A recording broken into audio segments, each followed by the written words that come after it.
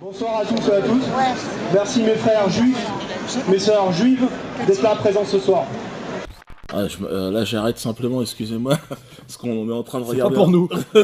Apparemment ça nous est pas adressé, ce qui est quand même étrange. Alors moi je voudrais m'adresser à nos frères non juifs, à nos sœurs non juives. On est nombreux. 99% de la population. À peu près, mais... Il est gentil, je crois que ça s'appelle. Ouais. Mais par contre, on ne peut pas faire ce qu'il fait. On peut pas se mettre sur une place et dire mes frères non juifs, mes frères non. Sinon, tu vas... Valls, il veut pas de ça. Enfin bon, on n'est pas là pour parler de ça, regardons. Mon discours va être sans langue de bois. Je ne vais pas vous vendre du rêve. C'est la réalité aujourd'hui en France. Vendre du rêve. Il est mort. On sent la formation commerciale un peu. Hein, c'est vrai. On va voir s'il est bon Il vendeur. va peut-être nous vendre des tapis ou autre chose, ou peut-être un placement, on sait pas encore, on va voir. Il est mort parce que la vermine antisémite a agi. Cette vermine antisémite, comme le pseudo-humoriste Dieudonné, qui est un penseur, et Youssouf Fofana, qui est un tueur.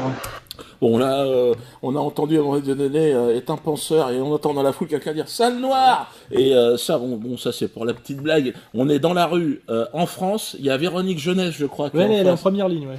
Et elle, ça choque personne. Il y a des élus socialistes aussi, il y a forcément la police. Et le mec, il gueule salle noire. Il n'y a aucun problème. T'as vu, il n'y a pas de... Salle juive, ça serait pas passé. Hein. On essaiera, enfin il faudra que quelqu'un essaye pour voir. Depuis 1945, personne n'a essayé. Hein. Bon. Nous avons des raclures comme Alain Soral, grand ami de Dieudonné. S'il vous plaît. Silence, s'il vous plaît. Qui font des discours plus qu'antisémites. Le même discours qu'on retrouvait en 40-45 en France et en Allemagne. Alors, tu as le discours plus qu'antisémite. 40-45. Et c'est étrange parce que moi j'avais compris que le discours avait commencé en 33. En 40-45, bon, le discours c'était la survie, les gens étaient en guerre. Alors c'est quoi, il parle de quoi exactement selon toi? Je sais pas, c'est ambigu, mais il est pas très clair, hein. C'est un peu confus là. Non, on n'est pas là, c'est pas la triplette Einstein, Marx, Freud. C'est un niveau au-dessous, intellectuellement. Le juif est responsable de tout, le juif est riche. Le juif tue des enfants en Israël, occupé. Ah, Israël occupé, faute. Palestine occupée. Oui, Palestine occupée. Israël occupé, c'est pas encore, c'est demain. C'est pas encore, mais tu vois, il y pense. Tous les jeunes de cité s'apparentent à ce pseudo-humoriste. Alors là, je suis obligé d'arrêter. Pseudo-humoriste, il me semble quand même que je suis quand même reconnu dans ce que je fais.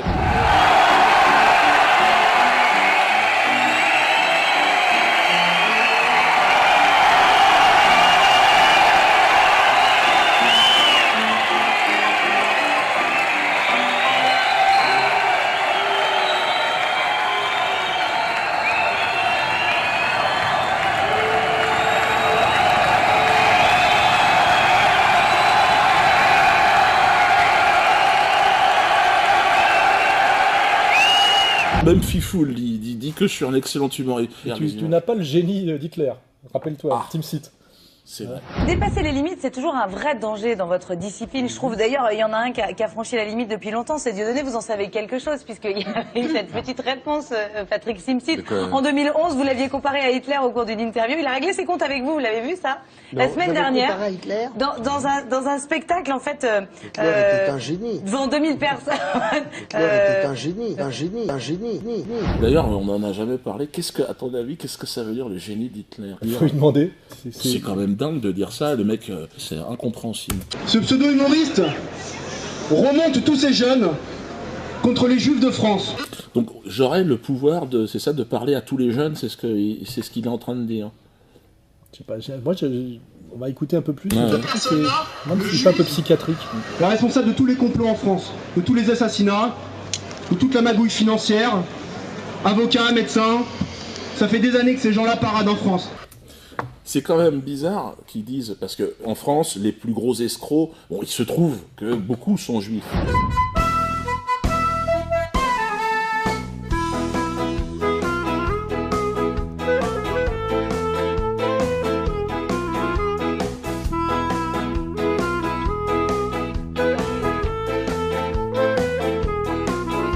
Alors c'est c'est étrange qu'il nous parle de ça. Parce ouais, que, ça le travaille. A priori, ça le travaille, et quelque part, je sais pas, alors ou alors peut-être le fait d'avoir été circoncis à 8 jours, je sais pas. En tout cas, il a des problèmes. Sans que personne ne les touche. Faux.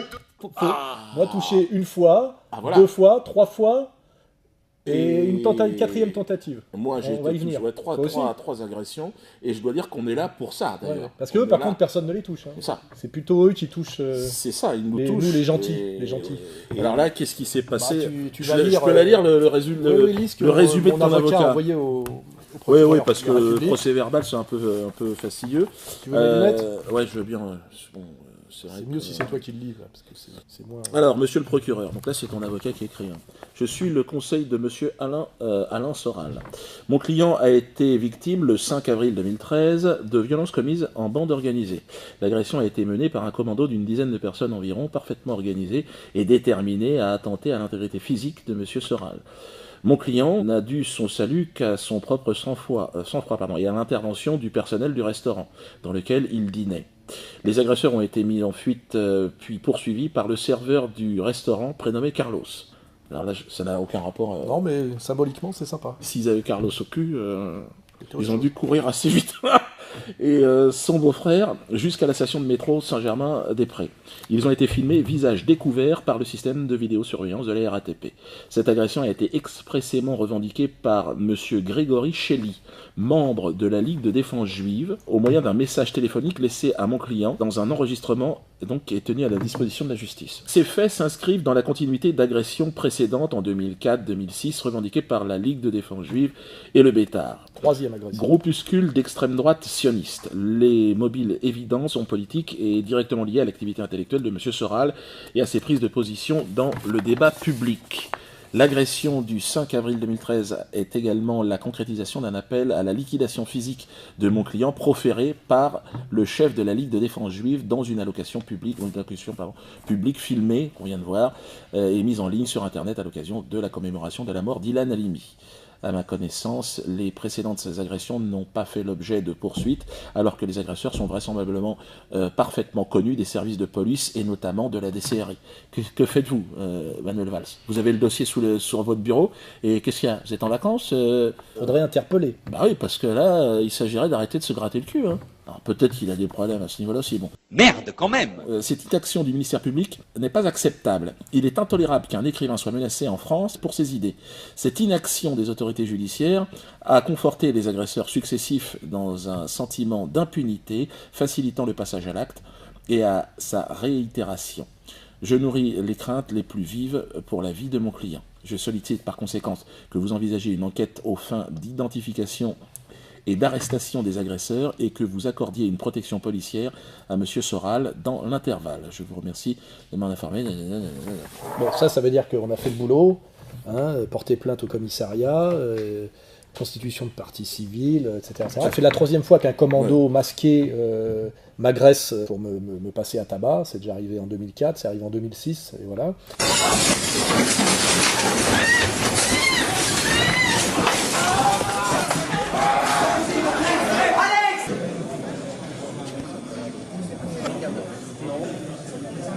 C'est des débris de verre ou c'est directement eux qui ont tapé? C'est directement avec un bâton. Avec un bâton?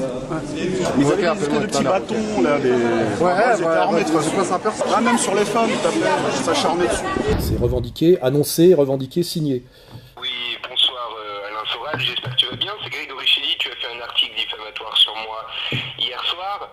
Sache que j'ai parlé à des gens qui avaient très envie d'avoir ton adresse et ils vont venir te passer un grand bonjour de ma part. Fais écouter ça à la police. La police, allez, bye les mecs. Alors bon, bah là c'est le petit Grégory Shelley, membre de la LDJ, qui vit actuellement, je crois, planqué à Bucarest en Roumanie parce qu'il a déjà été condamné pour des voies de fait en réunion dans le cadre de la LDJ. Il revendique l'agression. Il se moque des policiers parce qu'il sait, il sait que bien que les policiers de base fassent leur travail, c'est toujours bloqué quand ça remonte dans la hiérarchie et que ces gens-là ont l'impunité totale. Il le sait, donc il s'amuse en plus à insulter les flics. Il faut savoir qu'en ce moment même, ces derniers jours, il se faisait passer pour un policier avec ses amis pour appeler dans l'immeuble où habite ma femme au Pays Basque pour avoir des informations. Ils ont menacé sur leur réseau internet de violer ma femme et de la tondre, ou je sais pas trop quoi.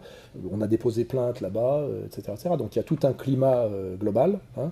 Donc on a l'appel au meurtre de la LDJ, le passage à l'acte et la signature. Voilà. Donc maintenant, Manuel Valls, il faudrait faire le boulot. Hein. Merde, quand même. Manuel Valls, à la limite, s'il avait une position très neutre, comme ça... Ouais, mais quand il déclare qu'il se promène avec la kippa... Les Juifs de France, comme le fait aujourd'hui le ministre de l'Intérieur, peuvent porter avec fierté leur kippa. Shana Tova.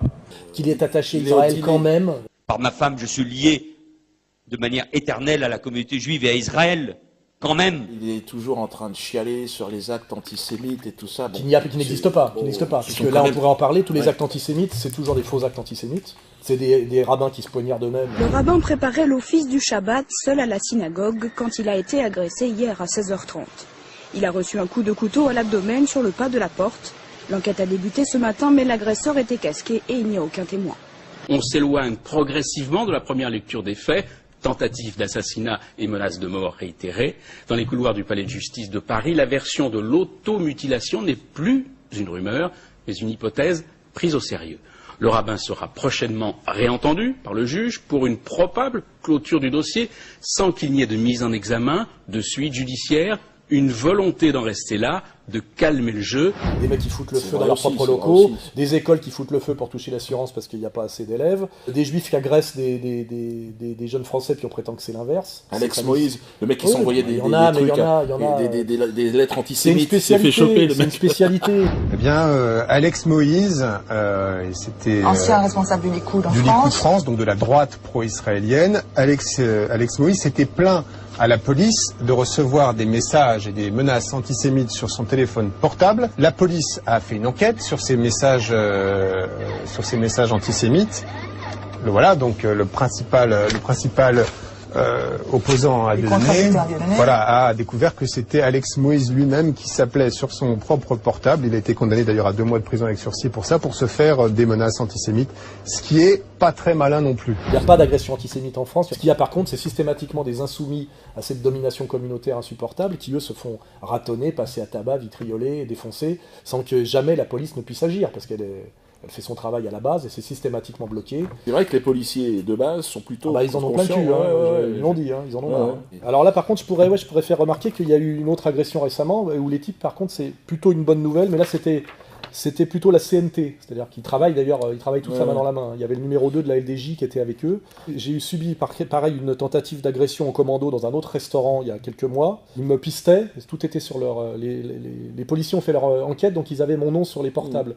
Et en fait ils s'étaient trompés, ils suivaient un chauve, c'était pas moi, donc ils sont allés attaquer un resto où j'étais pas, et comme finalement il fallait pas qu'ils soient venus pour rien, ils ont tabassé une femme. C'est souvent comme ça que ça finit. Alors eux c'était pas la LDJ, c'était la CNT. C'était les petits cons d'extrême gauche qui font les casseurs de gueule pour la bande à Besancenot. Mais ils travaillent avec la LDJ, on le sait, on te rappelle au marché des Pyrénées, ils sont entièrement interconnectés.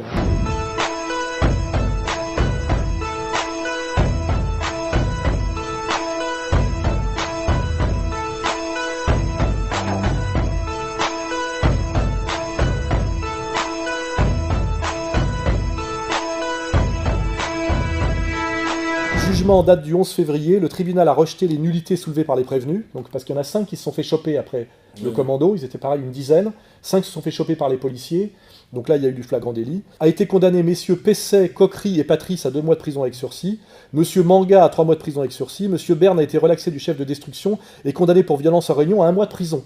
Donc lui il va faire de la prison ferme. Comme je l'ai déjà dit, il va découvrir son côté féminin dans les douches. Je le déplore, mais il avait qu'à pas être là. Là, par contre, pour une tentative d'agression contre moi, ils se sont fait choper en flag et ils prennent de la prison. Alors on verra après si, puisque le commando de la LDJ qui est venu me ratonner, donc quelques semaines après, ils sont sur les caméras de surveillance du métro Saint-Germain-des-Prés. 3 sont identifiables sans cagoule. Donc si la police a le droit de faire son travail jusqu'au bout, normalement ils doivent être interpellés, se trouver au tribunal et prendre des peines de prison. Normalement. On verra si ça aboutit comme ça aboutit pour cette affaire-là. En tout cas, j'espère qu'ils vont être un petit peu plus diligents, parce que là, c'est quand même incroyable d'être en France, de se faire taper dessus comme ça par des gens qui revendiquent un pays étranger. C'est quand même étrange. Mais ça, c'est important, c'est qu'il y a les types qui passent à l'acte, là. Et puis il y a tous les commanditaires, tous ceux qui créent le climat. Je me rappelle Guillon qui avait dit que c'était moi qui étais dangereux derrière Marine Le Pen. C'est Marine Le Pen qu'il faut attaquer. Enfin...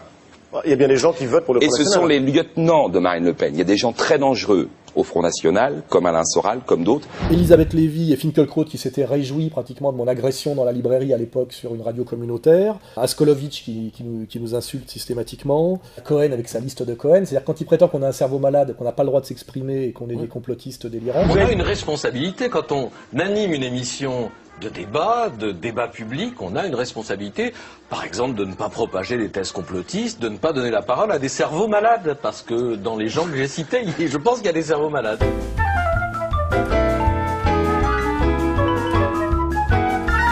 La liste de Cohen, c'est vrai que c'est absolument extraordinaire. Et puis alors, ce Patrick Cohen que je ne connaissais pas, que personne ne connaît, alors qu'il essaye de nous expliquer qu'il fait plus d'audimat que Tadei. Il essaie de dire que c'est un mec important. La liste de Patrick Cohen, qui serait une liste noire à France Inter. Tariq Ramadan, Dieudonné, Alain Soral, Marc-Édouard Nab, interdit d'antenne. Mais non, mais il n'y a pas de liste, parce que ces gens-là, je n'y pense même pas. J'ai jamais imaginé inviter Dieudonné. Mais tu crois qu'on a imaginé venir chez toi, Patrick Cohen ? J'en ai rien à foutre. Non seulement, selon moi, t'as absolument aucune légitimité vis-à-vis du public, les gens ne te connaissent pas. La réalité, c'est qu'il n'a absolument aucun crédit réel de l'opinion publique. Fais le test, trouve-toi un théâtre, fais le test, tu fais une vidéo sur Internet. Essaye de faire rentrer, voilà, une vidéo. Fais une vidéo sur Internet. En tant que Cohen, et puis regarde combien de gens vont la regarder. Ouais. Continue à partir en vacances et fais-toi bronzer la gueule. Ou alors sois malin comme Schneiderman, tu dis il n'y a pas de liste noire, il faut qu'il n'y en ait pas. Voilà. Et en fait tu la pratiques, parce que je fais remarquer que Schneiderman ne t'a jamais invité, ni moi, ni personne d'autre, et qu'on est sur la liste noire de Schneiderman, mais Schneiderman il a bien compris qu'il fallait faire des listes, mais il fallait pas le dire. En fait il reproche à Cohen d'être un imbécile, c'est vrai qu'il a vraiment une tête de con, mais parce qu'il dit il faut faire des listes. Alors Schneiderman dit non, Cohen, il faut pas dire qu'il faut faire des listes, il faut faire des listes et dire qu'il n'y en a pas. C'est beaucoup plus intelligent. Schneiderman, plus intelligent que Cohen. Mais oui, parce que mais plus vicieux finalement. Cohen, je préfère Cohen. Ouais, parce plus honnête. Ouais. Plus con, plus honnête. Plus honnête. Est-ce qu'on a le droit de penser on a le droit de penser ce qu'on veut? Non. On a chacun le droit de penser ce qu'on veut, mon Patrick. Non. Moi, j'aimerais au moins pour répondre à Patrick Cohen et proposer aux gens qui nous regardent, si vous voulez manifester aussi votre agacement, d'appeler le standard de la radio dans laquelle il travaille, là. France Inter, pour vous plaindre. Et pour vous plaindre, et demander sa mise à pied, sa mise à pied et son départ ailleurs. Vous allez avoir le numéro qui va s'afficher, vous demandez, n'hésitez pas à appeler tous les jours, plusieurs fois par jour. Il faut mettre des quotas de goïm dans les médias, proportionnellement à la population. Tu regardes la population. Ça serait pas mal. Ça serait... Moi, je suis pour. Moi aussi. Moi, je suis pour les quotas. Quotas de Français de souche. Moi, je suis quotas aussi de Français d'origine africaine. Il n'y en a pas tant que ça. Bon, il y a une ministre là, mais elle s'éclaircit de jour en jour, Christiane. Elle est blanchie par le maillot, quand même. Ah ouais. Bon, tu diras, il y a eu la loi Taubira qui a servi à rien du tout. Donc, moi, je l'aurais rejetée tout de suite parce que elle a été vidée entièrement de toute substance, cette loi. Et parfois, il vaut mieux s'en aller. Franchement, une démission, quand c'est impossible, il vaut mieux partir.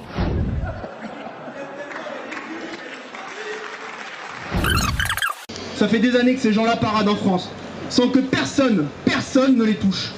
Sans que Monsieur Dieudonné n'ait pris rien qu'une journée de prison. Les Français, on est en liberté en France. On est Français, le mec.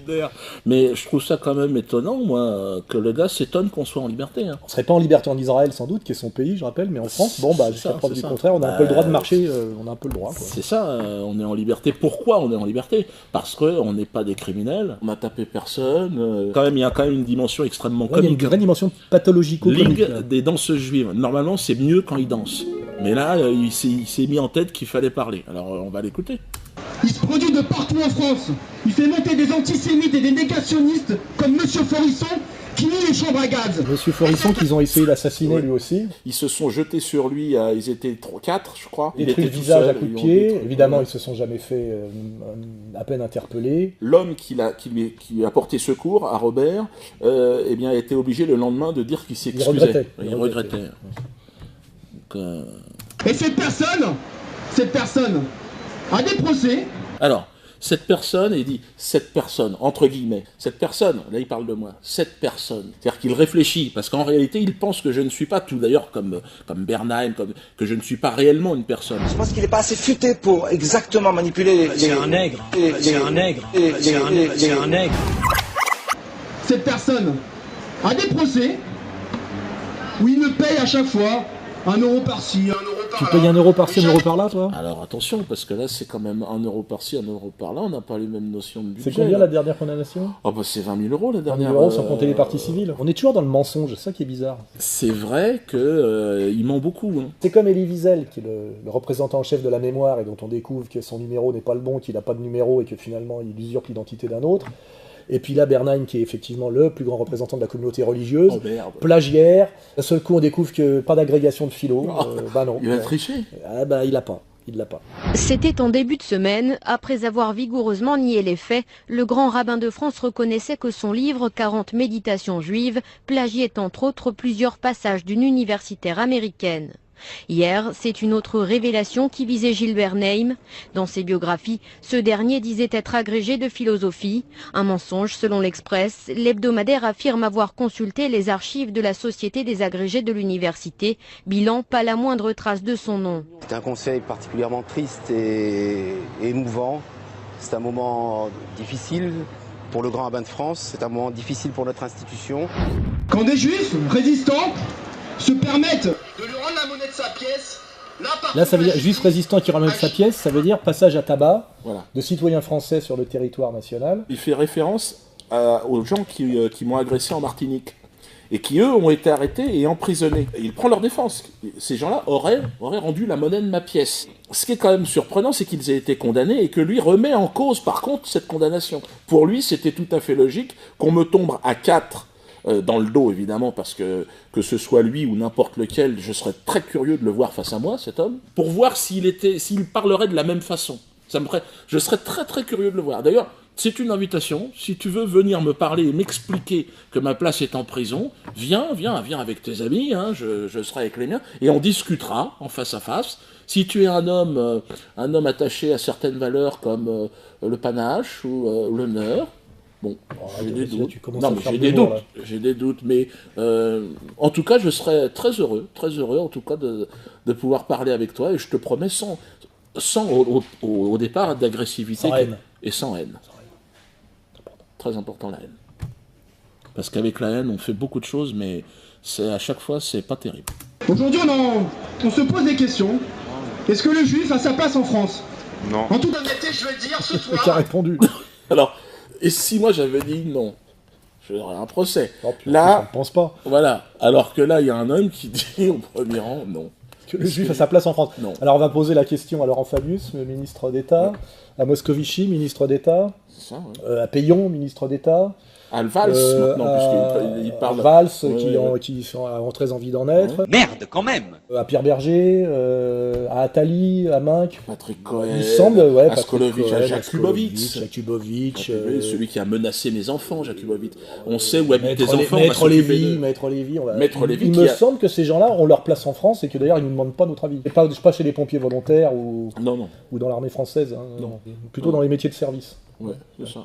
Ben, Maître Lévy, avocat, d'ailleurs, qui avait quelque part un petit peu anticipé ce qui t'est arrivé. Vous employez des mots que vous allez regretter dans un instant, mais vous vouliez la paix, on peut en sortir très facilement. Vous savez, il y a une série, il y a l'injure, et après l'injure, il y a la loi, et après la loi, il y a les coups.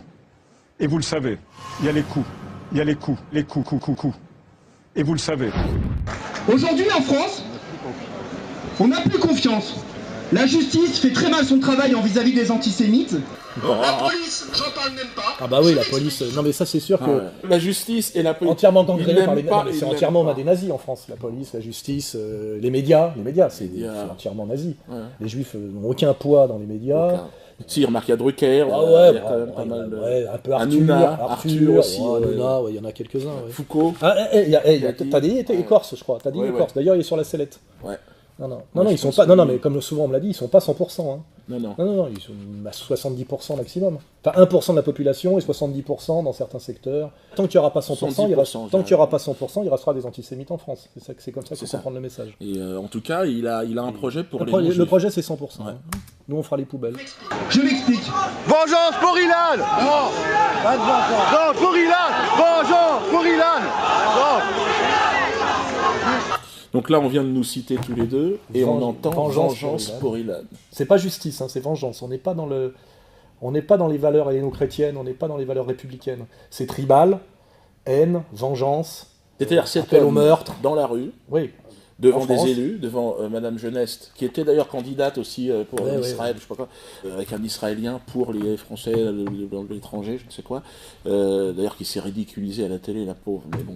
J'ai presque eu de la peine pour elle. Ouais. C'est mon côté elle compassionnel. A un neurone, mais parce que le noir n'en a pas, mais elle n'en a pas beaucoup non plus. Hein, de toute façon, pour être sioniste aujourd'hui, il faut réfléchir de moins en moins. Hein. De moins en moins de morale, de moins en moins d'intelligence. Hein. Ils sont dans la rue, et là, il dit vengeance pour Ilan. Ah oui. Normalement, c'est interpellation immédiate. Il a visage découvert, et que, évidemment, les RG, la DCRI, à l'identité de tous ces mecs-là. Hein. Il appelle aux Juifs vengeance pour Ilan.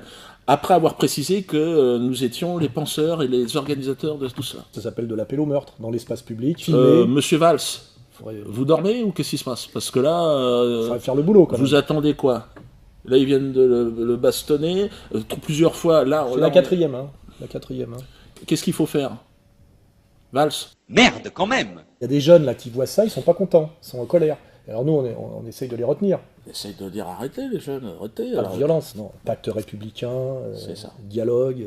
Mais ça devient dur de... Ça devient dur, surtout après ce qui t'est arrivé. Surtout s'il se passe rien encore derrière. C'est à chaud, là. Si c'est encore classé sans suite, s'ils me refusent la protection policière que j'ai encore demandée, ça devient difficile de dire aux jeunes de rester calmes. Hein. Il y a un climat quand même, hein. Il y a un climat. Hein.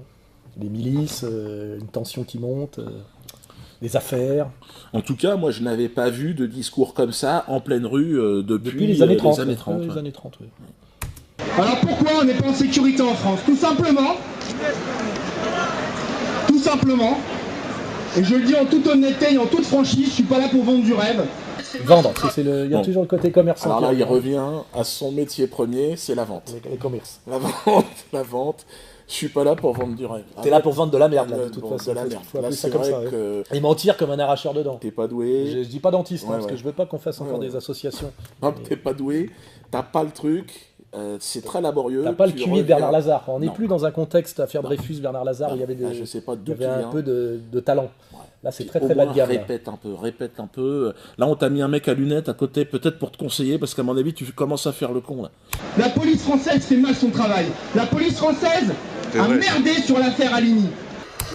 Alors là, il s'en prend à la police française maintenant. Et j'ai beaucoup de messages de sympathie des policiers. Quand j'ai fait ma déposition lors de ma dernière agression, j'ai 2 policiers qui sont venus faire une photo quenelle avec moi et signer un autographe. Moi, c'était à Montpellier, les CRS, ils étaient venus faire une petite quenelle avec moi. Mais je sens qu'aussi dans la police, il y a des gens qui commencent à un agacement profond. J'ai la sensation que ce genre d'individus et leurs commanditaires organisent en fait une sorte de guerre civile. Ils vont, d'ailleurs, la seule issue de ce genre d'individus, c'est que tout le monde se massacre en fait en France, et puis se tirer, et puis revenir pour reconstruire. De toute façon, on n'oublie pas que tous ces gens-là ont la double nationalité. Ils sont israéliens de cœur, français de papier évidemment. Ils savent très bien que quand ils auront bien foutu le bordel, ou si ça tourne mal, ils repartiront en Israël. Ouais. Donc c'est tout. D'ailleurs, il le dit, je crois, un peu plus loin. Ruth Halimi, la maman de Ilan, l'a dit clairement dans son livre. Pour l'affaire Mera, c'est une magouille également. La police a merdé. T'as vu, il le dit. Pour l'affaire Mera, c'est une magouille. C'est vrai que c'est une magouille. Ça sent le montage. L'affaire Mera est une magouille. C'est vrai, je pense aussi. Ouais. Il veut peut-être pas dire la même chose, mais... Ou alors peut-être que l'objectif n'a pas été atteint en fait. Sur l'affaire Mera, excuse-moi, on a pu voir Netanyahou débarquer, faire chanter tout le gouvernement français. Il était atroce d'ailleurs. Après on a eu le discours de Hollande. Le dîner du CRIF, si l'affaire Mera, c'est très rentable. Hein. Le peuple d'Israël vivra. Am Israël Chai. Am Israël Chai. Une démonstration de force de Benyamin Netanyahou qui conclura cet hommage comme un meeting. Le Premier ministre israélien est en campagne dans son pays. 2 drapeaux pour célébrer chacun à sa manière un même drame. Pour l'attentat qui s'est passé à Sarcelles à la Grenade, par une bande de convertis à l'islam, ça a été la même chose. On nous a dit comme quoi c'est un règlement de compte entre employés. Et on s'avère, une semaine après, que c'est une filiale djihadiste à Strasbourg. C'est presque comique, là. Là, je rappellerai d'ailleurs que quand il parle de... Le seul assassinat qu'il y a eu récemment, c'est l'affaire Bouarara, faut le rappeler. C'est ça. Avec le numéro de la LDJ en première ligne. Est-ce par hasard qu'on en parle moins parce que ces agresseurs sont des juifs et que lui, il est arabe, et que si c'était le contraire, on en parlerait tout le temps? Vous savez, parfois, un certain nombre de Français de confession juive ont le sentiment, à juste titre, qu'on ne parle pas assez d'un certain nombre d'agressions antisémites. Et dans ce cas-là, d'autres fois, ce sont des musulmans qui considèrent, à juste titre, quand par exemple on tire sur une mosquée, comme c'est arrivé il y a 15 jours, qu'on n'en parle pas suffisamment. Ça veut dire quoi? Ça veut dire il n'y a pas un deux poids, deux mesures. Non, je ne le crois pas. C'était cette équipe-là. Ils sont sortis de prison. Ça, c'est la réalité. 6 mois, ils ont fait le plus, a fait 6 mois. Oui, il est parti. Pour un assassinat de sang-froid. Assassinat, la paire de famille, jeté noyé. dans l'eau, taisé, jeté dans l'eau. Un client déçu et très énervé car le magasin vient de fermer et un vigile qui fait son travail. Échange d'insultes et de coups, le client appelle alors 3 hommes en renfort. Les agresseurs sont munis d'un cric et d'une grosse pierre. Le vigile réussit à se mettre à l'abri, mais face aux menaces de tuer son chien resté dehors, il ressort du magasin. Il a été vraisemblablement jeté à l'eau et aujourd'hui il est décédé. Les 6 agresseurs présumés qui avaient laissé leur voiture sur le parking ont été arrêtés moins d'1 heure plus tard à leur domicile de Pantin. Certains étaient connus pour des faits de violence. Le corps du vigile a été repêché en début d'après-midi sous les yeux de sa famille. Ça, c'est la réalité. Enfin, au-delà de son délire, là, paranoïaco-schizophrène, la réalité, c'est exactement l'inverse de ce qu'il raconte. On essaie tout le temps de cacher l'antisémitisme pour nous faire plaisir. Non, non, vous inquiétez pas, mes frères juifs. On est en sécurité en France. La police veille sur nous. Bien sûr, comme en 40, elle veille aussi sur nous. 40. Mais là, on est en 40, 1940. Là, c'est plutôt le climat anti-40 en ce moment, moi, je trouve. Il est vraiment. Il n'a pas les années 40. Je sais pas ce qu'il a avec les années 40, mais c'est pas son truc. On va dire que ça ressemble aux années 40 en ce moment. Pauvre con, hein.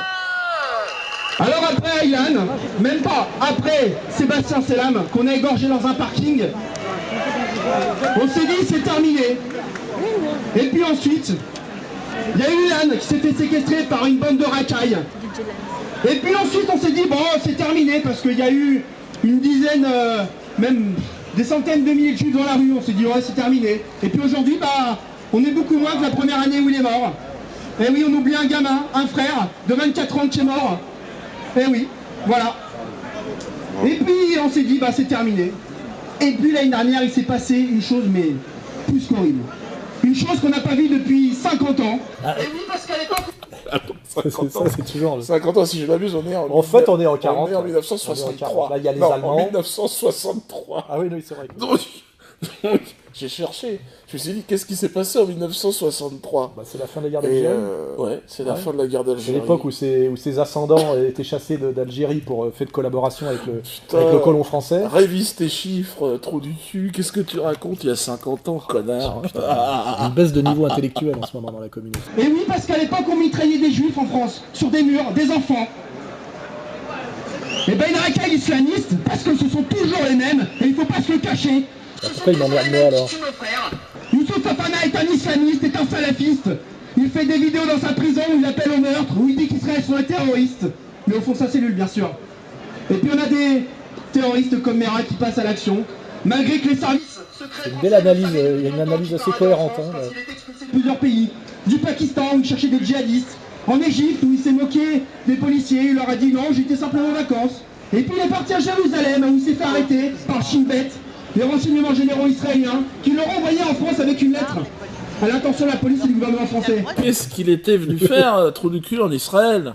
C'est ça le problème. Parce que, il était venu voir son officier traitant. À ton avis, en vacances à Tel Aviv. Pour un djihadiste formé au Pakistan et en Afghanistan, le mec il... ça pue la merde ton dossier. Ouais. À l'intention de la police et du gouvernement français. Non, il n'y a rien qui a été fait. C'est pas elle, d'ailleurs, là? Si, c'est Jeunesse qui est en premier rang. Putain. Ah bah... Par contre, on a attendu qu'il ait tué un père de famille et 3 enfants de 3 petits-enfants. Les enfants, on les a pas vus, mais les militaires français, ils n'en parlent pas. Alors, voilà, c'est toujours maintenant la nouvelle Shoah de l'année 2012. C'est ces 3 enfants... On a vu les boîtes, hein, on les a pas vus. Ouais. Hein. Par contre, les militaires français qui ont été tués quelques jours avant, c'est de la merde. Mais t'as vu d'ailleurs, les commémorations cette année, le discours de François Hollande. Oh, j'avais des frissons, je crois que j'ai chialé. François Hollande, Benyamin Netanyahou, aux côtés des élèves de l'école Ozar Hatorah. La cérémonie est inédite, hors norme. L'intime se mêle à la politique. C'est un peu le Mahmoud Abbas de français, c'est le représentant des territoires occupés. Encore plus mou, il se fait un peu humilier. Il demande pardon tout le temps. Et... Cette affaire qui est devenue alors, le centre de tout. Parce que là, pour lui, là, quand on l'entend parler, là c'est le carré d'as. On sent que là, il a lâché, il a craché tout son venin. Il est rentré un barbare, il les a pris par les cheveux, il les a liquidés, comme des moins que rien. Ah, quel courageux ce Mérin, quel courageux. Et puis aujourd'hui, on nous demande d'être calme, on nous demande d'être pacifiste, de rien dire. Ah bah oui, on tue 3 gamins de 3 ans comme un lâche, on les assassine d'une balle dans la tête, on assassine le père devant ses enfants, et puis on nous demande d'être calme, d'être sympa, de rien dire. Alors oui, je pense qu'aujourd'hui en France, on n'a plus notre place. Je le dis honnêtement, on n'a plus notre place. Alors moi, c'est lui qui le dit. Hein. Je dirais que c'est la seule chose sensée que j'ai entendue de sa part. Je pense que lui et son organisation devraient partir. Devraient aller en Israël. Moi, c'est ce que je pense. Moi, je me sentirais aussi mal dans un pays, je me barrerais. C'est ça. C'est comme si j'allais, moi, vivre en Israël. Non, je suis en France, donc voilà, je suis bien dans ce pays. Pour certains, on ne peut pas partir en Israël, c'est pas grave. Mais ici en France, il ne faut plus subir. Comme on l'a dit, pendant la guerre d'Algérie, la valise ou le cercueil. Nous, ici en France, il est hors de question qu'on prenne le cercueil. Et la valise, le jour où on le prendra, c'est nous qui la prendrons pour partir. On ne nous jettera pas d'ici. Alors là... Toujours le côté représentant de commerce, la valise. Non mais il précise qu'un jour, certainement, il faudra la prendre, mais c'est nous qui la prendrons. Il précise. Ouais, parce que je pense qu'il y a une option, c'est qu'on leur laisse le pays. Ouais. Enfin, c'est vrai qu'on est 99%. C'est ça. Non mais il pressent que la valise, elle est pas loin. Je pense que c'est quelqu'un qui doit avoir sa valise à peu près préparée chez lui. Mais il voudrait avoir le choix de la prendre. Mais il ne sait même pas s'il aura le temps de rentrer chez lui. Parce que je pense qu'il sent l'urgence. Je pense, hein. Non. Bravo. Donc mes frères,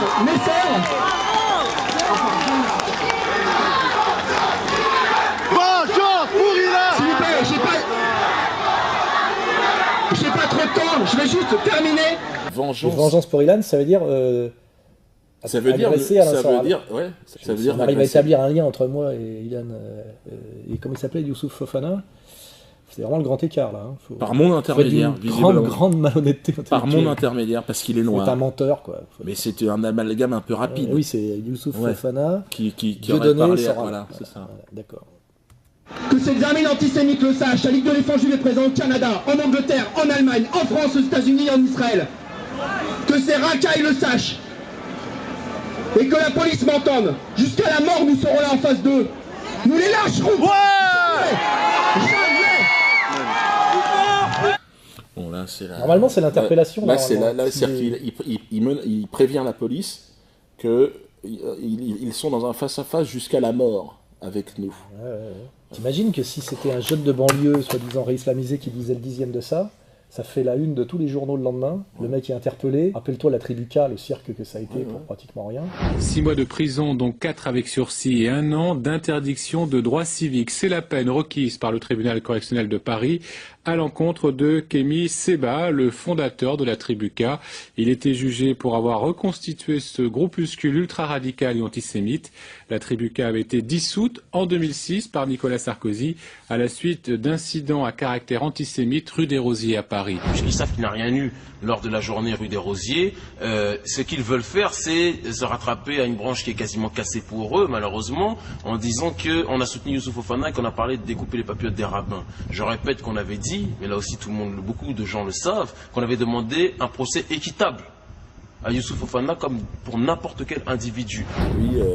Lui est réellement, représente réellement une organisation terroriste. Oui, je rappelle qu'interdite en Israël, donc c'est un menteur, parce qu'il n'y a pas de LDJ en Israël, c'est interdit comme... Tout ce qu'il dit il n'y a pas de LDJ aux États-Unis, c'est interdit, comme groupe terroriste. C'était une organisation de racket, de chantage et d'assassinat organisé. Quoi. Avec mensonges systématiques. Ça, c'est la signature.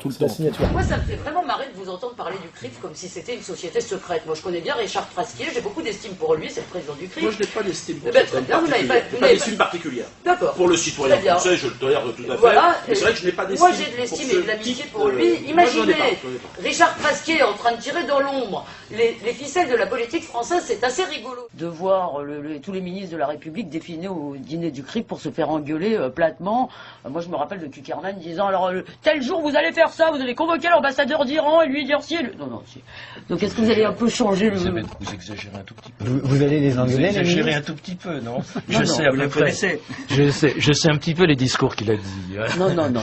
Moi, je l'ai entendu. Je l'ai entendu dire, Monsieur le Premier ministre... Ça n'a pas été un peu excessif à un moment donné, cette façon on l'a vu faire. engueuler, vraiment. On l'a vu engueuler les ministres. Et les ministres acceptaient de se faire engueuler. Vous savez ce qu'a dit vous savez ce qu'a dit dans une parole célèbre un Premier ministre. Lui, c'est lui, moi, c'est moi. Bon. Oui. Kuckerman, c'est Kuckerman, et Prasquier, c'est Prasquier. C'est Prasquier. Ce qui veut pas dire que j'ai pas la plus grande amitié pour Roger Kuckerman. Mais bon, j'ai travaillé avec lui, donc je suis pas... Changement de style ou d'orientation? Comment? Changement de style ou d'orientation? Oh, ça sera à vous de voir. Ce sera à vous de voir. Si j'avais été en désaccord absolu sur l'ensemble des prises de position de Roger Kuckerman, je serais peut-être pas resté autour de lui pendant quelques années. Bon, allez, on coupe. Ah, parce que ça, c'était du... Ça, c'est du off. C'est du off officiel. C'est du off officiel. Conclusion? Conclusion, restez calme. Oui, restez calme. Évidemment, après cette vidéo, je pense que la police va pouvoir faire son travail, que Valls va donner des ordres pour que les types soient interpellés, que le guignol qui faisait son espèce de numéro de représentant de commerce là, soit interpellé, puisqu'il y a ne serait-ce que pour sa sécurité. C'est vrai, on peut y penser aussi. Il y a au moins 10 motifs d'interpellation dans le numéro qu'il a fait dans la rue, là. Et puis, voilà, nous, on est effectivement égalité et réconciliation de mon côté, c'est-à-dire pour la paix civile, le respect des lois républicaines qui permettent à tout le monde de vivre en bonne intelligence, voilà. Moi, le spectacle, le rire, parce que je pense que les gens ont besoin de rire, la crise est profonde, les gens ont besoin de chanteurs, comme dirait Alain Juppé, ont besoin de chansons, des chansons sur l'ananas, des chansons sur l'humour, la fraternité, puis pour ceux qui ont une vision raciale, belliqueuse, théologique, etc., il y a Israël, qu'ils y aillent. Hein. C'est ça. Qui nous lâche un peu, quoi. Pourquoi je suis agressé, moi? Parce que sur les forums de la LDJ, il y a marqué, c'est Soral qu'il faut taper, c'est Soral le cerveau. Tu sais, dans leur vision raciale, t'es une bête. Donc ils sont persuadés que tu n'as pas de cerveau. Donc comme moi, j'en ai marre de me faire péter la gueule à ta place, on va quand même dire solennellement que dans notre vision du monde à nous, tu as un cerveau aussi, que c'est toi qui écris tes spectacles, je ne suis pas le nègre du nègre Dieudonné, et que même si moi... Ils m'assassinent parce que c'est ce qu'ils annoncent là. Tu continueras à produire, qu'ils le sachent bien. C'est pas on n'est pas dans un numéro de ventriloque. Hein. Voilà. C'est ça. Et puis Valls, attention. Ça commence à agacer. Toi, t'apparais comme un peu quelqu'un qui fait pas son travail. Hein. Et puis il y a beaucoup de flics sur le terrain qui nous disent. Ils sont pas spécialement attachés à Israël quand même. Ils sont attachés à la France. Ils sont attachés à la France. On est attachés à la France, nous. Et aux Français. Il faut y penser un peu. Chacun, et le Premier ministre l'a dit avec beaucoup de force encore ce matin, hier, doit faire preuve de responsabilité. Chaque acte individuel, chaque écrit, chaque dessin, chaque déclaration peut attiser, peut provoquer des confrontations. J'en appelle moi aussi à l'apaisement. Et nous ne laisserons aucun groupe extrémiste, aucun individu mettre en cause précisément cette volonté d'apaisement.